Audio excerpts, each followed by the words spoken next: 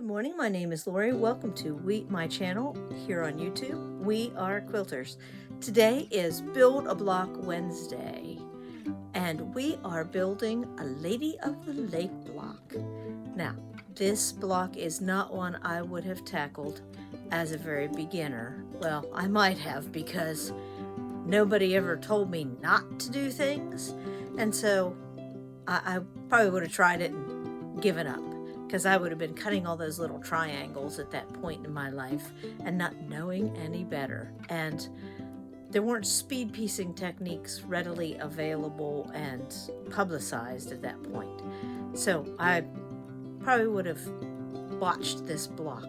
But I'm telling you right now, you can use speed piecing, and we have ways of trimming and rulers and rotary cutters we didn't have, that if you are a beginner and you want to tackle it, you just go for it. I am only constructing the middle half square triangles today because I still have an abundance of those 1.5 little squares. I'm using those up. This block, I will make 2 similar blocks. I have a wall hanging, a small wall hanging in mind for both of our little tiny houses.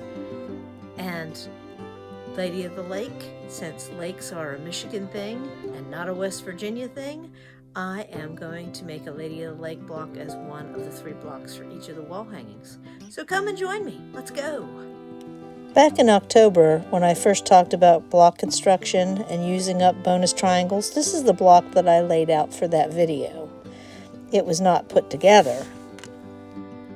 I love choosing things out of this box and rooting around, but I already know which pieces I need. The center of the block, I am using this ombre piece of sunset fabric and water fabric.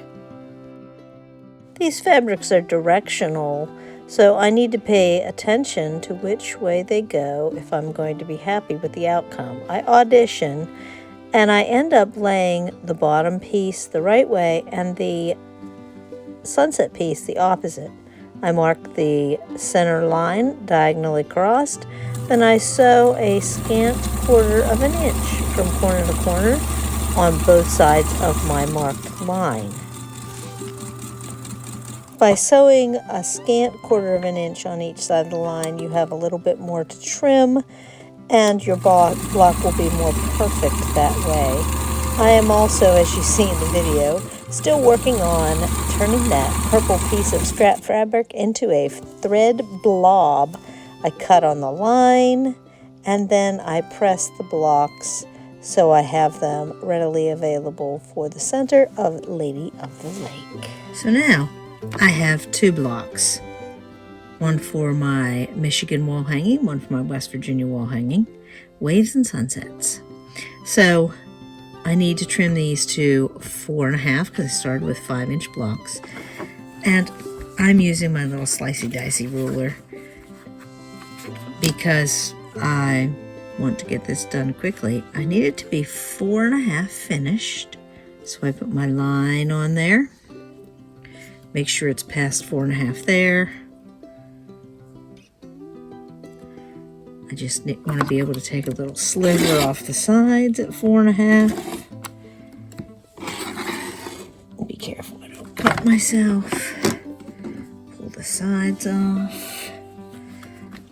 And today I'm going to just turn it and do it.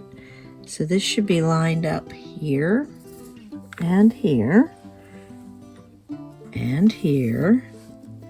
And then I just slice off the other part, and now I have a perfect 4.5 inch square for the middle of my Lady of the Lake.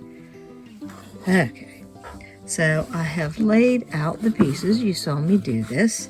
Let me pull the camera back a little bit so you're getting the full picture. Maybe, maybe not.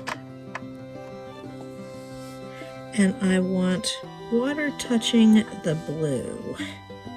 So that is how, even though it's not the exact same color blue, it will be perfect.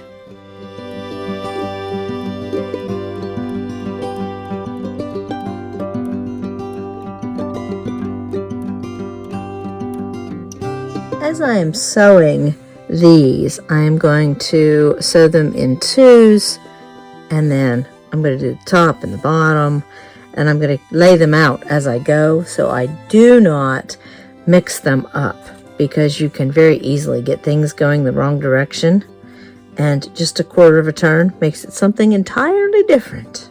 So I'm going to very carefully sew and speed piece. I will gladly let you watch.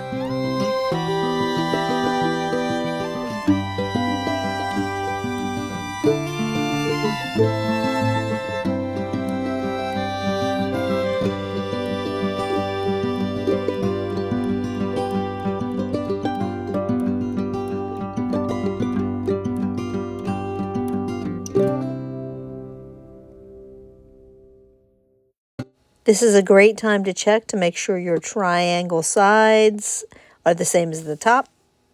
You will notice that I press from the back so I can press it open and see what I'm doing. And then after I press from the back, so it reduces bulk, because there is a lot of bulk in these little pieces for this block. I think it takes longer to press this block than it does to actually construct it. So there, I've pressed the back, and I'm going to give the front a good press too to squish it even flatter.